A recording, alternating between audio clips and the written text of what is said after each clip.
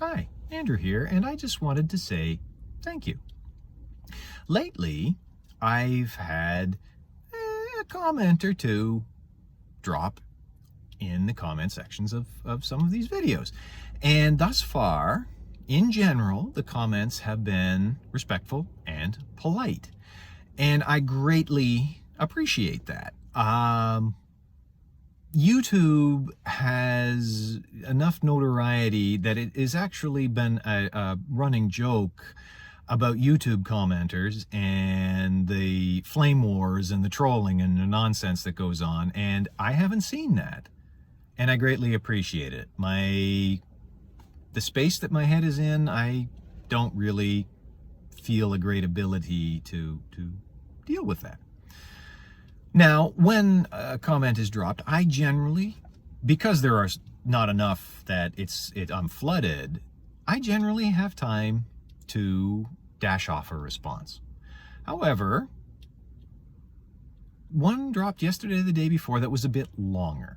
Again, very respectful, very polite, and I believe in fairly significant disagreement to the subject matter of the video. So kudos to you, seriously. You know, keeping it polite and keeping it respectful. Disagreeing, great. I love it. I love it. I am not a proponent of make everybody agree. I'm a proponent of clarity. And the commenter actually brought up some interesting points, and some that I think maybe aren't as important. It was the video in question was me ranting on about the report out of a Johns Hopkins, and I won't say study, and I'll get to that, paper is saying that the efficacy of the lockdowns was highly questionable. Let's put it that way. And so, referring to the word study, if you look at what I actually wrote in the description, it said, Johns Hopkins, you studied. Although in the video itself, I probably said something to the effect of published a study. And the commenter pointed out correctly that there is a difference between having studied something and publishing a study. There's peer review. There's a lot of stuff going on there. But in terms of common use of the language, let's say, it's really a distinction without a difference. No, the research paper had not been peer reviewed and published in a journal, so it didn't make it an official study. There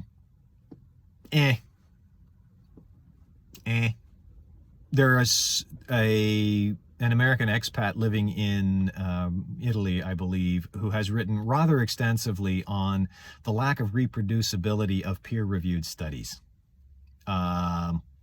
There are serious problems with the peer review process and the reproducibility of the results. So whether it's officially a study or it is a paper that was written as and not published as a study, in the end, the question is, how good is the research? Not, was it peer-reviewed and published?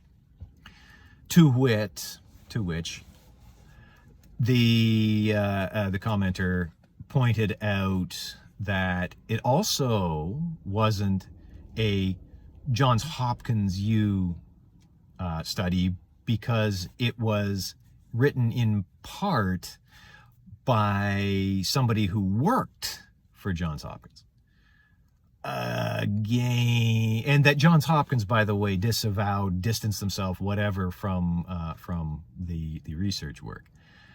Again, distinction without a difference. The guy works. He was considered a good enough researcher to be hired by Johns Hopkins. So the university med school hasn't put its stamp of imprimatur on it. It's been distanced, or they've distanced themselves. Well, you know, okay. The bureaucrats distance themselves from the work of the researcher. Whose word are you going to take? The actual practicing doctor, or Tony Fauci, the malignant garden gnome?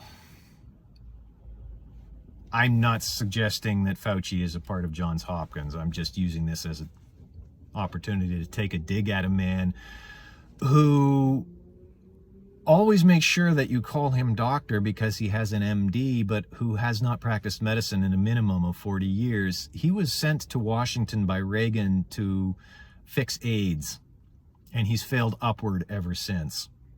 He's not a doctor, he's a bureaucrat.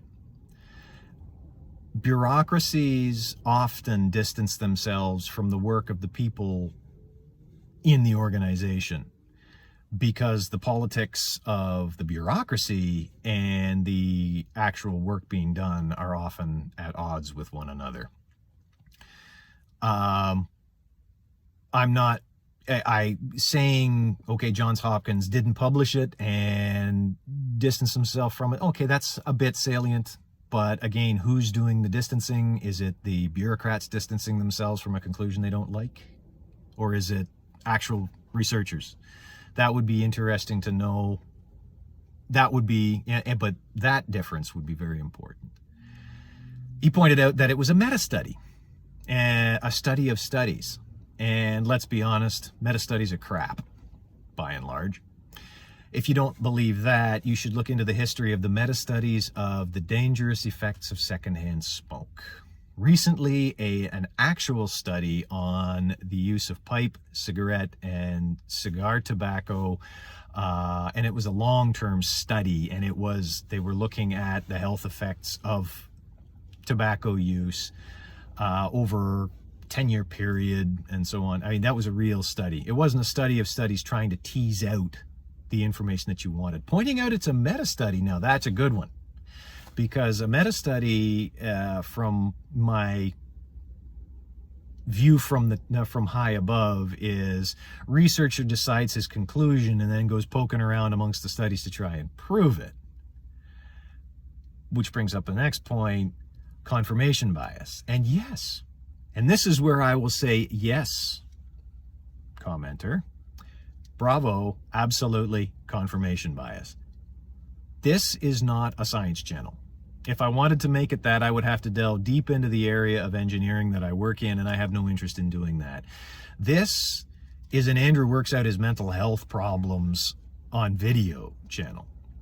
And so, yes, it was confirmation bias drove the study.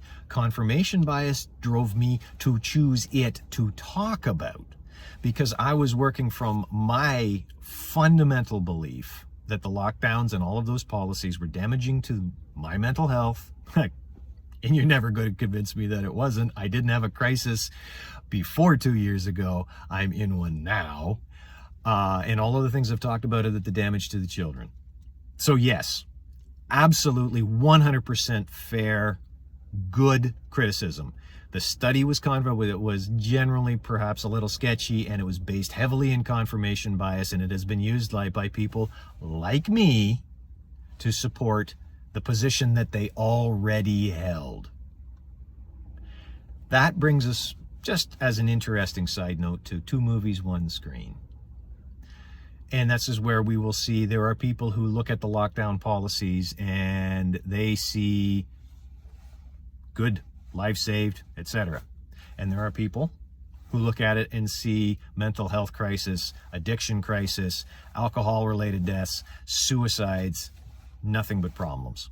2 movies in 1 screen. And that 2 movies in 1 screen is largely an effect of confirmation bias. So yes, I agree, you make an absolutely dead bullseye in the 50 ring on the dartboard point with that one. And you did it all very well, very politely, and I appreciate your feedback. I appreciate your input. Thank you so very much. Feel free to come around and knock holes in my arguments anytime. Thank you, and we'll see you again soon.